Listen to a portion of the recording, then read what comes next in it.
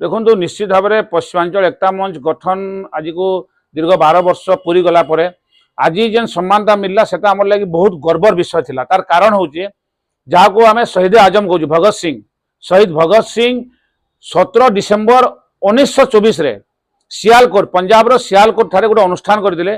तार ना से रखिथिले भारतीय नौजवान सांस्कृतिक संघ, जहाँ परवर्ती समय इंग्राजी रे कहगला इंडियन यूथ कल्चरल एसोसिएशन। तार आज 100 वर्ष पूर्तिर गोटे कार्यक्रम बरगढ़ जिलार बरपाली ठारे अनुष्ठित होता। माइफिन हेल्प सहयोगितार से कार्यक्रम होता। से पश्चिम ओडिशार विभिन्न सामाजिक क्षेत्र में काम कर विभिन्न प्रकार व्यक्ति विशेष को एवं अनुष्ठान को सम्मानित करा। सम्बलपुरी भाषा साहित्य संस्कृति प्रचार प्रसार और अंचल अधिकार लड़े लगी जेन अग्रणी भूमिका निर्णय कर पश्चिमांचल एकता मंच पश्चिम ओडिशार अग्रणी सामाजिक सांस्कृतिक अनुष्ठान ताको भी गोटे अनुष्ठान भाव में सम्मानित करागला। कथा हूँ सम्मानित जेन करागला सेटा हमले इथली गर्वर विषय जे शहीद भगत सिंह जेन अनुष्ठान तैयारी करते तार 100 वर्ष पूर्ति पर्व थिला।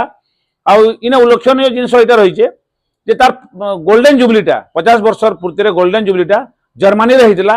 75 वर्ष पूर्तिर प्लाटिनम जुबलीटा रशिया रे होता और 100 वर्ष पूर्तिर बरपाली रे होता। निश्चित भाव में बहुत गर्वर कथा है। गोटे बहुत बड़ मंच आज पश्चिमांचल एकता मंच सम्मानित होती। पश्चिमांचल एकता मंचर गोटे सदस्य भाव में मुझे निजको बहुत गर्वित मन करुच्छे।